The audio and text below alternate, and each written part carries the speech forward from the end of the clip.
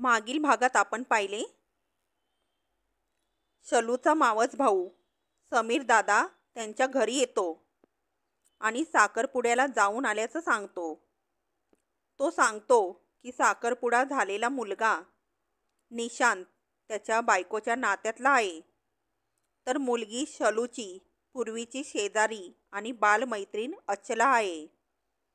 समीर दादा कडूनच समजतं अचलाला सरकारी नोकरी आहे आणि तिचा फ्लॅट मिळणार म्हणून त्याला शोभणारी नसतानाही निशांत अचलाशी लग्न करतो आहे.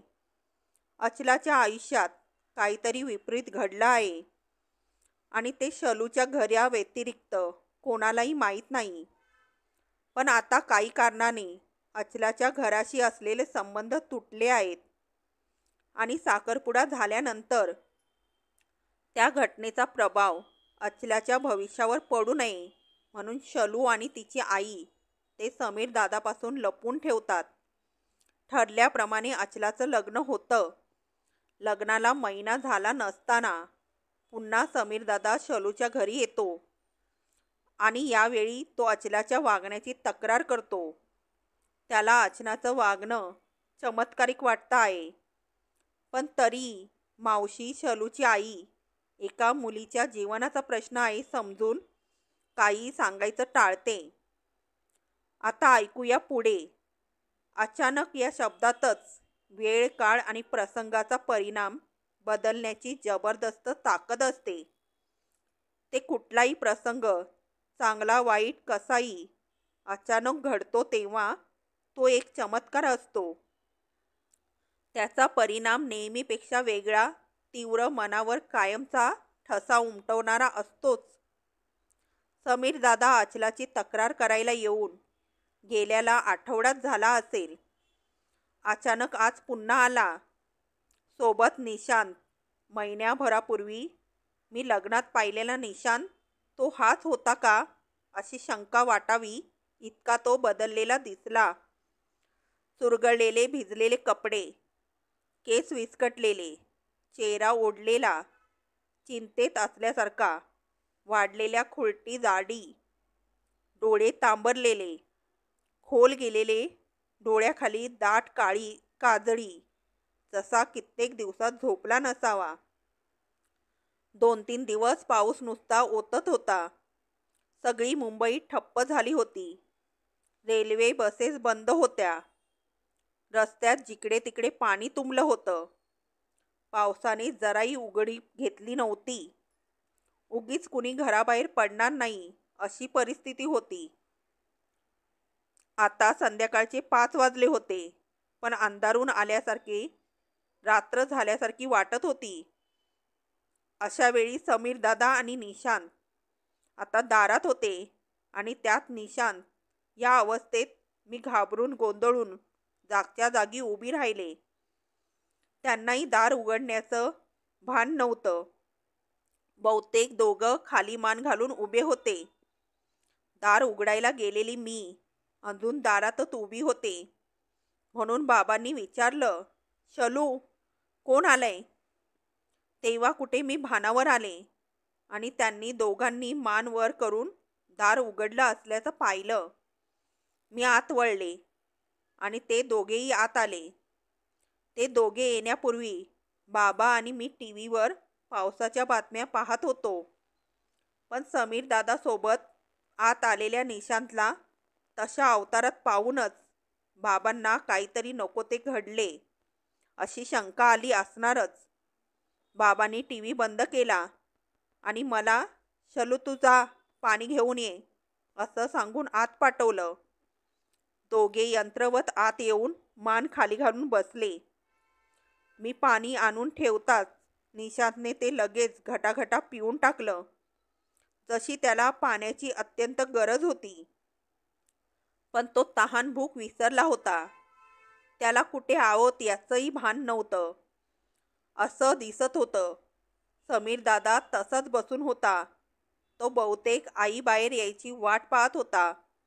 अचला विषयी आईशी झालेलं बोलणं बाबांना माहीत नसावं असं वाटलं असावं त्याला. तो काहीच बोलत नाही पाहून बाबांनीच विचारलं, काय रे, काय झालंय? काही सिरियस आहे का? निशांतकडे पाहत बाबांनी समीर दादाला हा प्रश्न केला होता. पण तरी निशांतनेच उत्तर दिलं. ती गेली. कसं बस एवढंच बोलून निशांतने आवंडा गिळला. मी पाणी आणायला गेले तेव्हा समीर दादा आलाय आणि सोबत निशांत आहे. ह्या आईला सांगितलं होतं. आणि निशांत आता कसा दिसतोय तेही सांगितलं होतं. माझ्या पाठोपाठच आई गॅस बंद करून हातातलं काम अर्धवट सोडून घाईघाईने बाहेर आली होती. हॉलमध्ये आल्या आल्या आईच्या कानावर निशांतचे ते शब्द पडले आणि तिने घाबरून विचारलं, काय?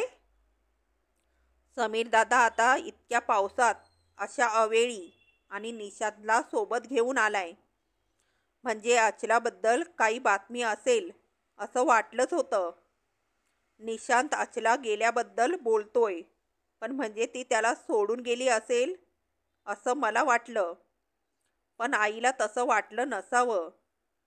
काहीच अर्थबोध न झाल्यानं आईने पुन्हा विचारलं, अरे कोण गेली? कुठं? समीर दादा तडकून बोलला, अरे ती अचला. आणखी कोण? जीवाला नुसता घोर लागलाय. काय माहितीच काय बिन झालं असेल, ते अचानक गायबच झाली. 2 दिवस झाले घरी आली नाही. झोप उडाली आमची. दिवस रात्र तिला शोधतोय. नातेवाईकांकडे, तिच्या रोजच्या जाण्या येण्याच्या रस्त्यावर, बाजारात, बस स्टॉप, रेल्वे स्टेशन, हॉटेलमध्ये सुद्धा बघून झालं. जिथे म्हणून शक्यता होती तिथे सगळीकडे शोधलं. तिचा भाऊन कुट्टणखान्यातही शोधायचं म्हणतोय. समीर दादाने एका दमात सगळं सांगून टाकलं. त्याच्या स्वरात काळजीपेक्षा संताप होता. काय केलं आणि काय झालं अशी परिस्थिती होती. त्याची पहिल्यापासूनच काहीतरी चुकतंय अशी शंका असली तरी हे अगदीच अनपेक्षित होतं. आणि खरं सांगायचं तर त्याच्या इतकंच आम्हालाही असं काहीतरी होईल अशी आम्हाला कधी पुसटची सुद्धा शंका आली नव्हती. दुसरं काही झालंय म्हटलं असतं तरी पटलं असतं. पण अचला एकटी घर सोडून गेली हे पटतच नव्हतं. बातमी ऐकून आमचेही चेहरे उतरले. बापरे, कशी गेली असेल पोर? अशी कुठे गायब झाली? आणि कुठून कधी गेली? आईकडे होती की तुमच्याकडे होती? तू आधी मला सगळं काय झाले ते सांग बघू. आई घाबरलेल्या अवस्थेत मनात आलं तसं बोलली. आणि आपण उगाच काहीतरी तर्क लावण्यापेक्षा ते काय सांगतात ते ऐकायला दोघांसमोर बसली. पण समीर दादा कसल्या तरी विचारात होता. तो काही सांगण्याच्या मनस्थितीत नव्हता. तो आमच्याकडे वेगळ्या कसल्या तरी हेतूने आला असावा असं वाटलं. आणि तसंच होतं. आईच्या बोलण्याकडे दुर्लक्ष करून समीर दादाने थेट मलाच विचारलं, शलू, तुला ती कधी काही बोलली होती का? म्हणजे तिचं काही कुणाबरोबर अफेअर वगैरे, किंवा एखादा मुलगा तिला आवडतो, भेट, असं काही? मी घाबरून नाही म्हटलं आणि आईकडे पाहिलं. तसं आई कळवळून बोलावं तशी बोलली. अरे तू हे काय विचारतोय समीर? अरे शलूच काय, इथे कोणालाही विचारलंस तरी ते तुला सांगतील अचला तशातली मुलगी नाही रे. तिच्याबद्दल तसं काही मनातही आणू नकोस. विश्वास ठेव माझ्यावर. आणि तुला सांगितलं होतं मी 2-3 वर्षात आमचं त्यांच्याकडे येणं जाणं नाही. अलीकडे ती भेटली कुठे आहे शलूला? लग्नात पाहिली होती तेवढीच. तरी पण ती तशी मुलगी नाही हे मी खात्रीने सांगू शकते. आईने सांगितलं ते खरं होतं. पण तिने दुसरी माहिती लपवली होती हेही खरं होतं. आता तर ते सांगून काही उपयोग नव्हता. आधीच आई म्हणाली होती व्हायचं ते होतंच. आणि तसंच झालं होतं. फक्त ते कल्पना केली होती त्यापेक्षा खूपच भयंकर होतं. अचला कायमची माहेरी आली असती तरी चाललं असतं. पण ती नाहीशीच झाली होती. आणि कुठे आहे, जिवंत आहे तरी की काय काहीच कल्पना नव्हती. विनाकारण काहीच घडत नाही. कोणतीही गोष्ट घडायला काहीतरी कारण असतंच. फक्त ते एखाद्याला आधी माहीत पडतं तेव्हा तो त्याचे होणारे परिणाम टाळण्याचा प्रयत्न करतो. तर ज्याला ते घडून गेल्यानंतर कळतो तो असंच का घडलं याचा शोध घेत राहतो, एवढाच फरक. पण एकाच गोष्टीचा दोन माणसांवर वेगवेगळा परिणाम होतो. आता कोणी काहीच बोलत नव्हतं. समीर दादा आणि निशांत अचला सापडण्याचे सगळे मार्ग बंद झाल्याने हतबल होऊन बसले होते. आई बहुतेक आपल्याला माहीत आहे ते सांगायचं की नाही, त्याचा काही उपयोग होईल का? त्यांना माहीत आहे का? शोधण्याचा दुसरा मार्ग आहे का? या विचारात असेल असं वाटलं. परिस्थितीच विचित्र होती. माणसं हरवतात ऐकलं होतं, पण प्रत्यक्ष अनुभव नव्हता. उपाय सुचवणं कठीण होतं. कितीतरी वेळ सगळे गोठल्यासारखे बसलो. थोड्या वेळाने आई उठून आत गेली आणि दोघांसाठी चहा बिस्किटे घेऊन आली. आईने खूपच आग्रह केला तेव्हा दोघांनी ते घेतलं. दोघेही खूप वेळ उपाशी असावेत. चहा प्यायल्यावर त्यांचे चेहरे थोडे तरतरीत झालेले दिसले. अचलाच्या घरी काय झालं ते समजलं तरच काहीतरी पक्का निष्कर्ष काढता येणार होता. आईने बाबांकडे पाहून विचारा असा इशारा केला. शेवटी बाबांनी समीर दादाला विचारलं, अचलाचे आई बाबा काय म्हणतात? त्यांना काय वाटतंय? काय झालं असेल? काही अंदाज? खरं तर या प्रश्नांच्या उत्तराने बऱ्याच गोष्टी स्पष्ट झाल्या असत्या. म्हणजे आता तरी अचल्याच्या आई बाबांनी निशांतला खरं काय ते सांगितलं होतं का? अचलाचं लग्न झालं की परिस्थिती लग्नायोग्य होती का? का आता झालं ते कल्पनेपलीकडचं होतं?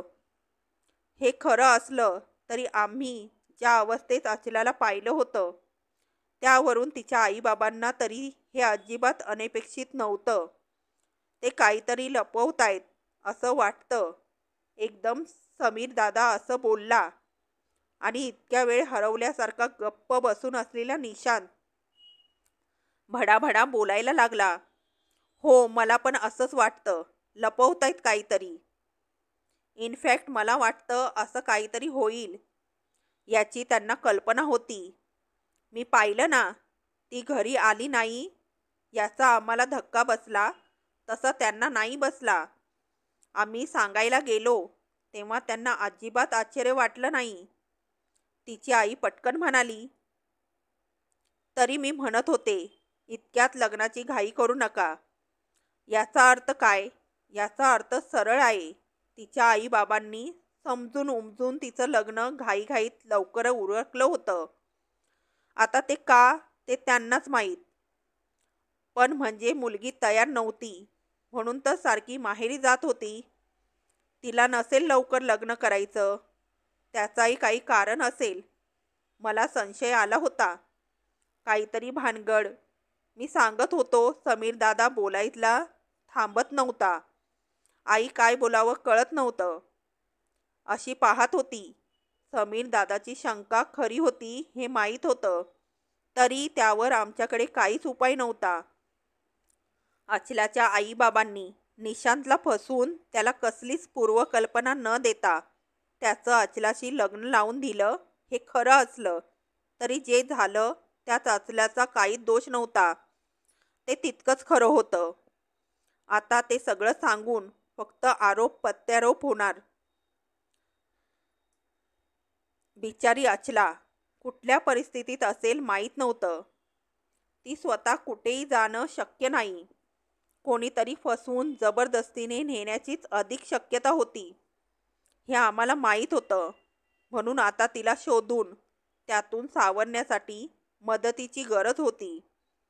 अशा वेळी सगळं जुनं उकरून काढून मनस्तापाशिवाय काही हातात पडलं नसतं. विषयाला तोंड फुटलं आणि निशांत भ्रम झाल्यासारखा बोलायला लागला. तशी घाई झाली. शेवटचा मुहूर्त टाळायचा नव्हता म्हणाले. म्हणून 15 दिवसातच लग्न धरलं. एकमेकांशी बोलायला मिळालं असतं तर स्वभावाचा अंदाज आला असता, पण वेळच नाही मिळाला. पहिल्या दिवसापासून बघत होतो. नेहमी घाबरलेली असायची. अरे तिच्याकडे साधा मोबाईल नाही. वडिलांनी घेऊ दिला नाही म्हणे. असं कोण करतं? तरी वाटलं शिस्तीत राहिलेली आहे म्हणून अशी घाबरट आहे. पण दोघंच असताना सुद्धा तशीच. मला कधी कळलंच नाही तिचा काय प्रॉब्लेम होता. म्हणजे बोलणंच नव्हतं. हो तर कळणारच कसं? निशांत जरी असं सांगत होता तरी त्यावरून दोघांचे संबंध कसे होते याचा काहीच अंदाज येत नव्हता. कारण अचला खरंच भित्री होती. ती कायम धाकात वाढली होती. तिच्या बाबांना तिने फॅशनेबल ड्रेस घातलेले चालत नव्हते. ड्रेसचा गळा मोठा नको, हात लांबच हवेत असे कितीतरी हास्यास्पद नियम होते तिच्या बाबांचे. आणि तिला त्याची सवय होती. आपल्या मनासारखी वागलीच नाही ती कधी. माझ्या मनात राहून राहून हेच येत होतं. अचला अशी अचानक गायब होण्याचा या घटनेशी काही संबंध असेल का? त्या घटनेला 6 महिने होऊन गेले होते. निशांतला काही माहीतच नव्हतं म्हणून त्याने तिला एकटीला बाहेर सोडलं असेल. पण तरी एवढ्या दिवसात अचला एकटी कुठे गेली नसेल असंही होणार नाही. मग आत्ताच असं का घडावं? आणि आईसुद्धा त्याच मुद्द्यावर आली. पण ती एकटी बाहेर गेली होती कशासाठी? पुन्हा निशांत सगळं सांगायला लागला. ऑफिसला गेली होती ना. पण तशी ती 4 दिवस जात होती आणि ठरलेल्या ट्रेनने वेळेवर येत होती. मी जात होतो ना स्टेशनवर घ्यायला. त्या दिवशी सुद्धा गेलो होतो. 2 तास वाट बघितली, आलीच नाही. मला जायला थोडा उशीर झालेला म्हणून घरी फोन करून काकांना विचारलं. घरी नव्हती गेली. आईकडे गेली असेल म्हणून मग रात्री 9 वाजता तिकडे गेलो. तिकडेही नव्हती. मग त्यांनी कुठे कुठे फोन लावला. मग पोलीस कंप्लेंट केली. तेव्हापासून हेच चाललंय आणि शेवटचं वाक्य निशांत निराश होऊन स्वतःशीच बोलल्यासारखं पुटपुटला. आईचं त्याच्या बोलण्याकडे लक्ष नसावं. ती सुद्धा स्वतःशीच पुटपुटली. म्हणजे अचला ऑफिसला जात होती. आईने असं बोलावं याचं निशांतला आश्चर्य वाटलेलं दिसलं. त्याने ते ऐकलं होतं. लगेच विचारलं, का असं का म्हणालात? नाही तसं नाही. लग्न झाल्या झाल्या लगेच आईने सारवासारव केली. तिच्याकडे आता जास्त सुट्ट्या नाहीत म्हणाली. हां तेही बरोबर आहे. आई निशांतला बरोबर आहे म्हणाली आणि तो विषय संपला. पण ते बरोबर नव्हतं हे तिला माहीत होतं. कारण अचलाच्या शांत जीवनात अचानक आलेल्या वादळाचं मूळ कारण तिचं ऑफिसच होतं. जीवन म्हणजे नशिबाचा खेळ. खेळ मनासारखा रंगला तर जीवन सुंदर बहारदार आणि तो विस्कटला तर जीवनाचा खेळ खंडोबा. नशीब या 3 अक्षरांचा माणसाच्या जीवनात इतका दरारा असतो की तो गिरवायला तो कधीच विसरत नाही.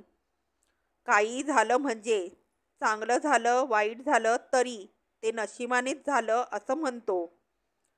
जसा तो फक्त निमित्त असतो.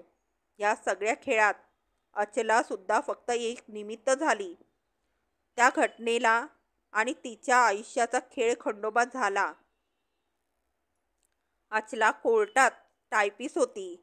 त्यामुळे तिचा सगळ्यांशी संबंध यायचा. डिपार्टमेंटमध्ये जवळजवळ सगळे तिला ओळखत होते. नुसतेच ओळखत नव्हते तर एक चांगली मुलगी म्हणून ओळखत होते. मुळात ती मितभाषी, गरज असेल तेवढंच बोलणार, एक शब्दही अधिक कुणा नाही. कशाचं स्पष्टीकरण देणं तर तिच्या कुवतीबाहेरची गोष्ट. मग उलटून बोलण्याचा तर प्रश्नच नव्हता. कोणी काही बोललं तर ते निमूट ऐकून घ्यायचं, मनात कुडायचं, पण कोणाकडे तक्रार करायची नाही. अगदी सहन नाही झालं तर डोळे गाळायचे. या स्वभावाने तिचा घात केला. अचला आणि तो पवन दोघांची एकदमच एका डिपार्टमेंटमध्ये म्हणजे टायपिस्टच्या पोस्टसाठी नियुक्ती झाली होती. पवनचा भाऊ तिथे दुसऱ्या डिपार्टमेंटमध्ये कामाला होता. त्याच्याच ओळखीने पवनने तिथे त्यापूर्वी बऱ्याचदा लिव्ह कन्व्हिनियन्स टायपिंगचं काम केलेलं. त्यामुळे तो बिनधास्त होता आणि कामचोर होता. कधी वेळेवर काम करून द्यायचं नाही. काम तुंबवून ठेवायचं. कामात भरपूर चुका करून ठेवायच्या. बोलण्यात बेफिक्री. या सगळ्यामुळे त्याला कोणी कामं देत नव्हतं. त्यालाही तेच हवं असायचं. या उलट अचला कामाला कधीच कोणाला नाही म्हणायचं नाही. कोणी म्हणाला अर्जंट हवंय तर अगदी लंच टाईममध्ये सुद्धा करून द्यायचं. उद्यासाठी काहीच पेंडिंग ठेवायचं नाही. पवनला अजून एक सवय होती. तो लंच घेऊन कधी वेळेवर जागेवर यायचा नाही. त्याला असंच आणखीन एक कारण होतं. समोरच्या दुसऱ्या ऑफिसमध्ये त्याची मैत्रीण कामाला होती, पायल. तो रोज लंचसाठी पायलकडे जायचा. अर्धा तास आधी जायचा, अर्धा तास उशिरा यायचा. हे सगळ्यांना माहीत होतं, पण त्याला कोणी काही बोलायचं नाही. एकतर तो बोलून ऐकणाऱ्यातला नव्हता आणि दुसरं मांजराच्या गळ्यात घंटा बांधायची कोणी. सरकारी नोकरी कोणी कामावरून काढू शकत नाही. शिवाय अचलाकडून काम होतच होतं. अचला कधी तिला जास्त काम पडलं. पवन काहीच काम करत नाही म्हणून तक्रार करत नव्हती. सगळे दिवस सारखे नसतात. तो दिवसही नेहमीसारखा नव्हता. लंच टाईम संपला आणि अचानक मोठे साहेब राऊंडवर आले. सोबत त्यांचा PA क्लार्क. युनियनची माणसं. साहेब राऊंडवर आहे कळताच कुठे कुठे टाईमपास करत बसलेले सगळे आपापल्या जागेवर आले आणि लगेच फाईलमध्ये डोकी खुपसून बसले. अचला नेहमीप्रमाणे जागेवरच लवकर लंच घेऊन तिचं काम करत बसली होती. पण अचलाच्या शेजारी पवनची सीट खाली होती. साहेब डिपार्टमेंटमध्ये शिरले. ते सरळ अचलाच्या टेबलजवळ आले आणि त्यांनी अचलालाच विचारलं, इथे कोण बसतं? अचानक साहेब आलेले. साखरपुड्याला जाऊन आल्याचं सांगतो. अचानक साहेब आलेलं समजलं. अचला सरकारी नोकरी आहे.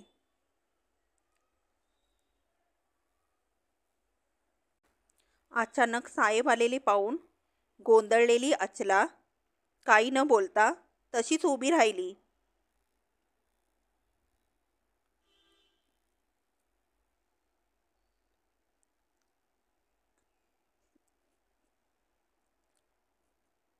पवन सर. लगेच हेड क्लार्कने नाव सांगितलं. आज प्रेझेंट आहे. साहेबांनी पुढचा प्रश्न केला. PAचा असिस्टंट क्लार्क सोबत मास्टर घेऊनच आला. त्याने मास्टर पाहिलं. मास्टरवर पवनची सही होती. त्यांना माहिती दिली. हो साहेब. हा कुठे गेलाय? साहेबांनी पुन्हा अचलाला विचारलं. अचला घाबरून आजूबाजूच्या लोकांकडे पाहिलं. मी तुम्हाला विचारतोय. साहेबांच्या आवाजात जरब होती. तो पायलकडे लंचला. अचलाने घाबरत घाबरत तुटक उत्तर दिलं. कोण पायल? कुठल्या डिपार्टमेंटमध्ये? साहेब भडकले होते. नाही, ते समोर दुसऱ्या ऑफिसमध्ये. अचलाने पुन्हा इकडे तिकडे बघत चाचरत उत्तर दिलं. रोज जातो? साहेबांनी पुढे विचारलं. अचला नुसतीच त्यांच्याकडे पाहत राहिली. साहेबांनी पुन्हा चढ्या आवाजात विचारलं. रोज जातो का? हो की नाही? कधी कधी. अचलाने मान खाली घातली. साहेबांनी पवनच्या टेबलवरचे पेंडिंग पेपर चेक केले. सगळे जुन्या डेटचे 15-20 दिवसापूर्वींचे होते. नंतर अचल्याच्या टेबलवरचा पेपर उचलला. त्या दिवशीची डेट होती. तसा त्यांनी हेड क्लार्ककडे मोर्चा वळवला. तुम्हाला हे माहीत आहे? मी खूपदा वॉर्निंग दिली साहेब. ऐकतच नाही. तो हेड क्लार्कने आपली बाजू सावरली. मग चार्जशीट द्यायची. प्रोबेशनवर आहे ना? अजून सस्पेंड करा. आत्ताच्या आत्ता. सस्पेन्शन ऑर्डर तयार करा आणि बरोबर त्याला माझ्याकडे पाठवा. साहेबांनी पीएला सूचना दिली आणि पुढे गेले. साहेबांची पाठ फिरताच सगळे सुरू झाले. आता पवन गेला आणि आचला तू मेलीस. अरे तू मला माहीत नाही सांगायचंस. एवढी कशी बावळट तू. प्रोबेशनवर आहे तो. सस्पेन्शन म्हणजे टर्मिनेशनच. आता आल्यावर खाईल बघतो तुला तुला काय कळतंय. तू काय केलंस. नोकरी घालवलीस त्याची. अचला घाबरली. तिची ही पहिलीच नोकरी होती. असं काही होऊ शकतं तिला कल्पना नव्हती. साहेबांनी दुसऱ्या कोणाला विचारलं असतं तर त्यानेही असंच सांगितलं असतं असं तिला वाटलं. कारण हेच लोक नेहमीच पवनबद्दल काय काय बोलायचे. माझ्या हातात असतं तर या पवनला मी सरळ घरीच बसवला असता. करा लेको हवे तेवढी मजा. कशाला अशा लोकांना नोकरीवर घेतात काय माहीत. काम चोर फुकटचा पगार खातोय.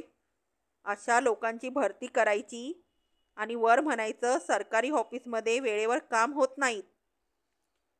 काम का दुश्मन. अचलाला समजत नव्हतं. असं कसं तेच लोक आता पवनची नोकरी जाणार म्हणून हळहळत होते. इतकंच नाही तर त्यांना त्याच्या भविष्याची काळजी वाटत होती आणि ती चुकीची वाटत होती. पवन आल्यावर तर सगळ्यांना इतका पाजर फुटला की त्यात बिचारी अचला वाहून गेली.